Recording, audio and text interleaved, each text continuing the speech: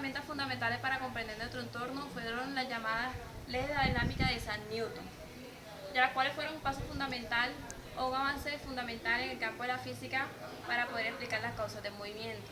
En el día de hoy me tocará a mí hablar sobre la primera ley, la ley de la inercia. Pero antes, ¿qué es inercia? Inercia es toda resistencia que ofrece un cuerpo a ser cambiado de estado. Un ejemplo, si un carro va a 120 km por hora y lleva 3 pasajeros dentro y por alguna razón tiene que frenar bruscamente, esos 3 pasajeros van a salir disparados del carro, del auto, con la misma velocidad con la que este iba, a 120 km por hora, ya que todo cuerpo se opone a ser cambiado de su estado. Es así, si un objeto, un cuerpo, está en reposo o en movimiento, tiende a mantenerse en reposo o en movimiento, a no ser que una fuerza actúe sobre ello. Y la resistencia que ellos oponen a ser cambiado, esa es la fuerza, eso se reconoce como inercia. Es así como la primera ley nos dice que todo cuerpo se mantendrá en reposo o con un movimiento rectilíneo uniforme, a no ser que una fuerza actúe sobre él. Esto quiere decir que si un cuerpo no está sujeto a fuerza de cambio, a alguna fuerza de cambio, mantendrá su misma dirección y su misma velocidad.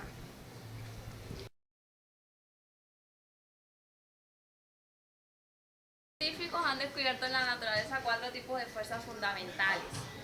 La primera, la gravitacional, que se encuentra en todos lados, con la que convivimos todos los días, la que nos permite caminar y mantenernos en la Tierra. La segunda, la electromagnética, que es la que permite que, por ejemplo, estén unidos los átomos de mi cuerpo. La tercera es la fuerza fuerte, que es una fuerza a nivel molecular.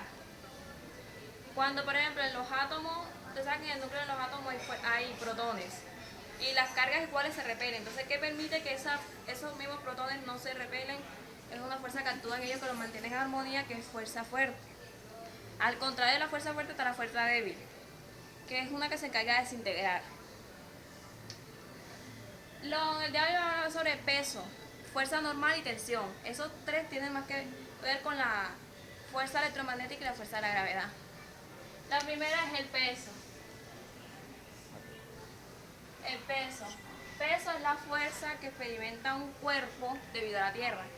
Como todos sabemos, la fuerza tiene un campo de gravedad que hace que todo objeto que esté cerca de ella tienda a caer y tenga una aceleración de la gravedad. Es por eso que cuando un objeto se suelta, experimenta una aceleración al caer por la gravedad. Y lo que hace que mi mano pueda sostenerlo es una fuerza. Es por eso, pero algo muy diferente es el peso y la masa. La masa está midiendo la inercialidad. El peso, sin embargo, cuando esa masa está cerca de la Tierra, experimenta una aceleración de la gravedad. Entonces, peso se podría definir como masa por la aceleración de la gravedad. Ya.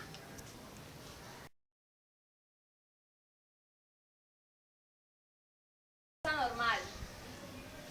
Para explicar mejor qué es una fuerza normal, lo haré a través de un ejemplo. Supongamos que esta es una mesa o superficie y sobre la mesa hay un objeto.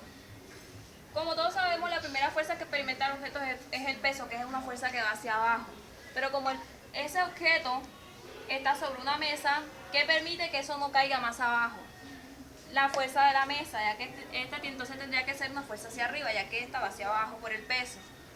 Esa fuerza se da justo aquí en la unión entre la superficie y el objeto.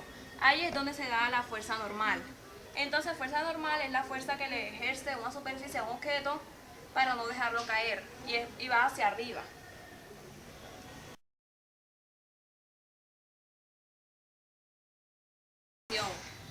Para explicar mejor qué es la fuerza de tensión, un ejemplo. Cuando una cuerda está ligada a un objeto, al tú mover esa cuerda, obligas al objeto a hacer lo mismo. Entonces la fuerza de tensión es aquella fuerza que ejerce la cuerda sobre un objeto, ya que cuando yo muevo la cuerda, el objeto va en dirección a donde está la cuerda. Y la tensión se da justo en la unión entre el objeto y la cuerda. Esta es una fuerza que va hacia afuera, ya sea en dirección vertical o de manera horizontal, se mueve el objeto de acuerdo a la cuerda. Esto no tiene una fórmula definida, al igual que la fuerza normal, dependen de la fuerza que actúa sobre ella.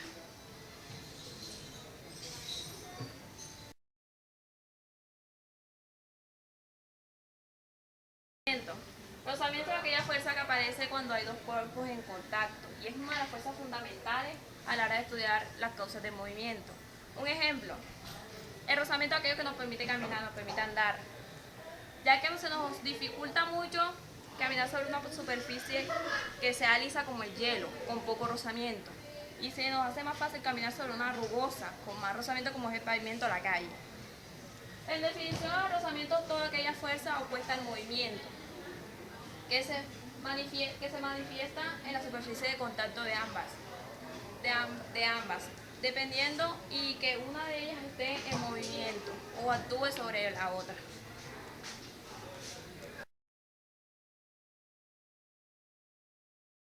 La segunda ley de Newton establece lo siguiente: la aceleración de un objeto es directamente proporcional a la fuerza con la que se ejerce en él e inversamente proporcional a su masa. También nosotros podemos relacionar fuerza y masa con el siguiente enunciado: F igual m por a. ¿Qué significa? Fuerza igual masa por aceleración. Tengo un ejemplo claro para esto.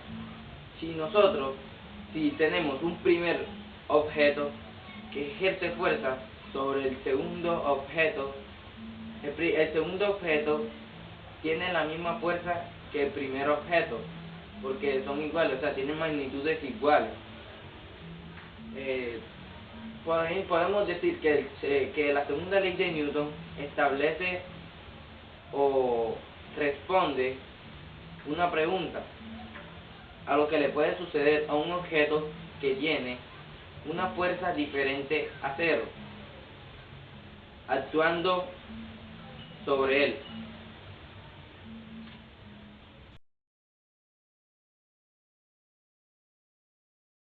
Existe una fuerza de rozamiento estático entre dos objetos que no están en movimiento relativo. Tal fuerza se llama fuerzas de razonamiento estático.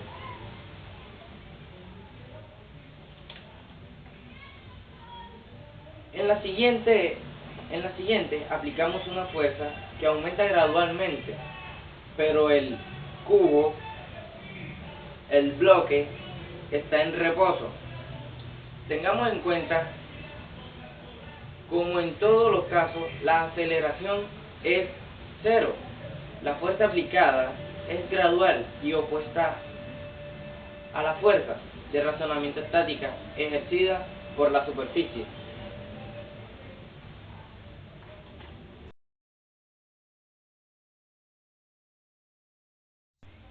En la siguiente figura mostramos un bloque de masa que se desliza por una superficie horizontal con velocidad constante. Sobre el bloque actúan tres fuerzas: peso, fuerza normal, fuerza de razonamiento. Entre el bloque y la superficie, si el bloque se desliza con velocidad constante, la fuerza aplicada será igual a la fuerza de razonamiento. Aquí podemos ver el bloque.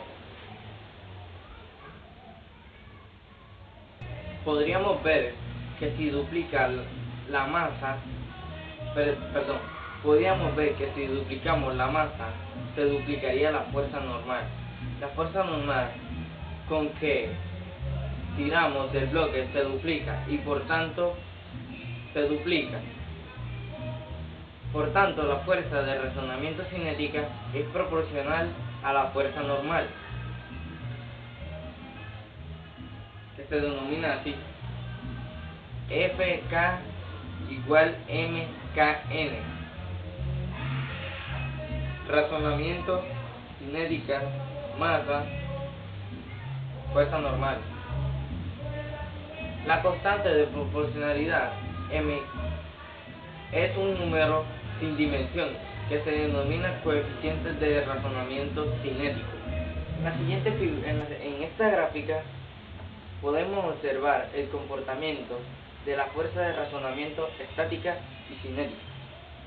En ella vemos cómo la fuerza estática de razonamiento aumenta hasta un valor máximo, a partir del cual el cuerpo comienza a moverse a continuación. Esta fuerza disminuye hasta adquirir un valor prácticamente correspondiente a la fuerza de razonamiento cinética. Aquí podemos ver la gráfica más cerca.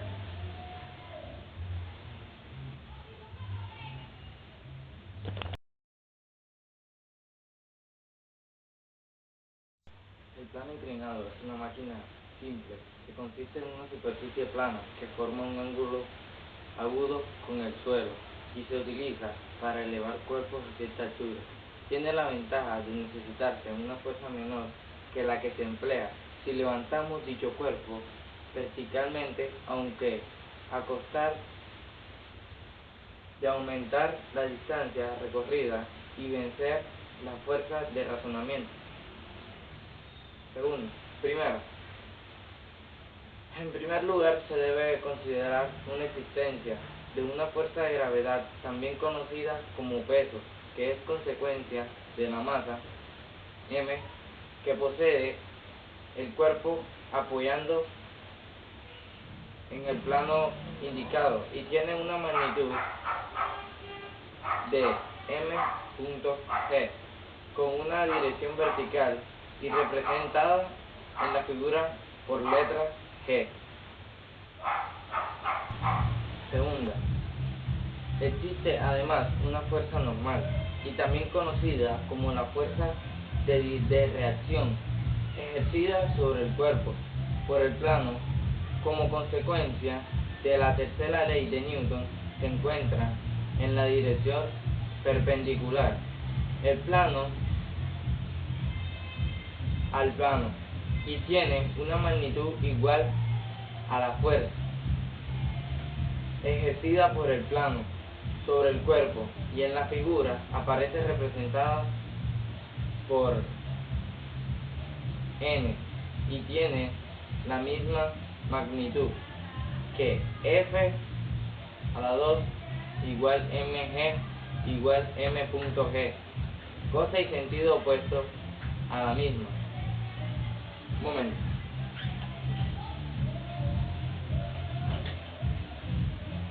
Lo que quise decir al rato es esto: F2 igual mg igual m.g,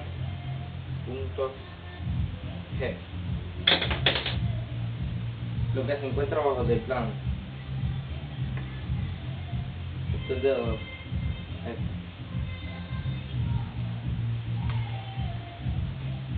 Y sentido opuesto a la misma. Tercera, existe finalmente una fuerza de razonamiento, también conocida como fuerza de fricción, Fe, que siempre se opone al sentido del movimiento del cuerpo respecto a la superficie. Bueno, gracias al doctor, y le voy a mostrar el plano, dibujo del plano.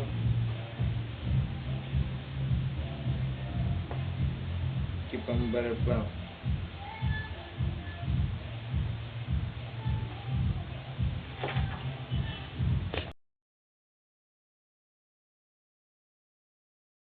La tercera ley de Newton establece lo siguiente: siempre que un objeto ejerce una fuerza sobre un segundo objeto, el segundo objeto ejerce una fuerza de igual magnitud y en direcciones opuestas sobre el primero.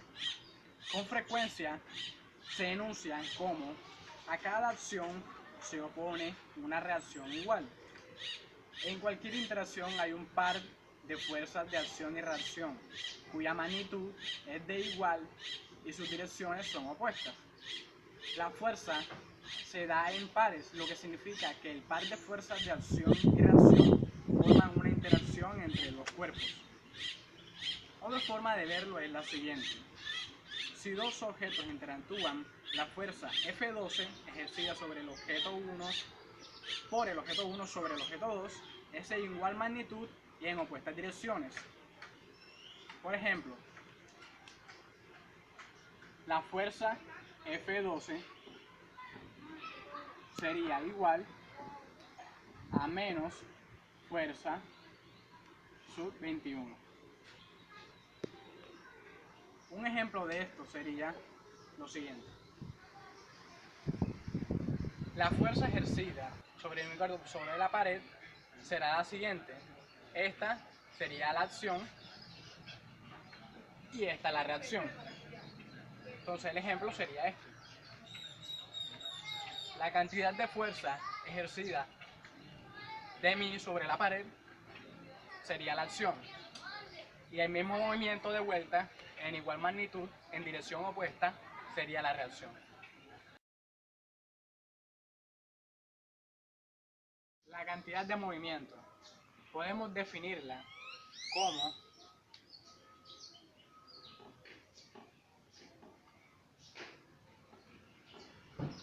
el producto de la masa por la velocidad.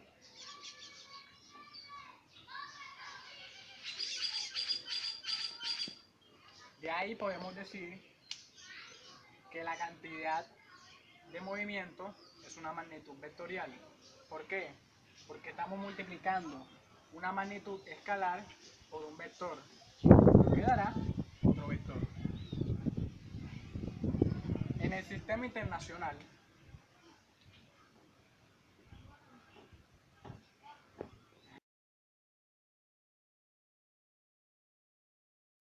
el impulso mecánico. Primero, se define como impulso mecánico el producto de la fuerza que actúa sobre un cuerpo por el tiempo que está actuando. Se trata de una magnitud vectorial.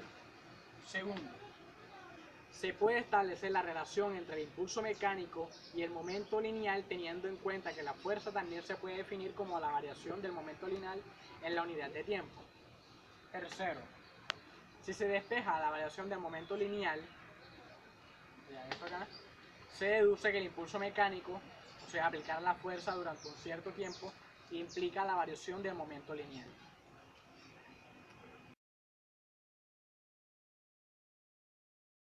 Ley de la conservación del momentum. En definitiva, la conservación del momentum hace referencia a que el momentum total del sistema debe ser igual antes, durante y después del choque de los cuerpos involucrados.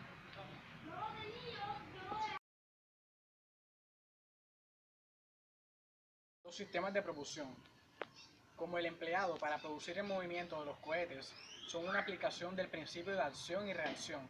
En este caso, los gases escapan del combustible quemado, son expulsados por la parte posterior del cohete y en consecuencia el cohete experimenta aceleración hacia adelante debido a la fuerza que le ejercen dichos gases expulsados. Pero ¿por qué un cohete se puede mover sin la interacción del cuerpo alguno? Supongamos que el cohete inicialmente se encuentra en reposo, entonces la cantidad de movimiento total del sistema es igual a cero. Una vez en movimiento, la cantidad de movimiento de los gases que escapan de él tiene un valor igual a la del cohete, aunque opuesta. Cuando el cohete expulsa los gases, además de recibir aceleración por efecto de la fuerza que le ejercen los gases, disminuye su masa, lo cual contribuye a que experimente un aumento en la aceleración. En el despegue de un cohete, los gases son expulsados miles de metros por segundo. La velocidad de salida de los gases y la masa de ellos es aproximadamente constante, lo cual significa que las fuerzas que actúan sobre el cohete es constante, pero debido a la progresiva disminución de la masa, la velocidad es cada vez mayor. Algunos cohetes se denominan cohetes de múltiples etapas, debido a que en su trayecto estos cohetes despojan de algunas partes. En consecuencia, su masa disminuye significativamente, aumentando de esta manera su aceleración.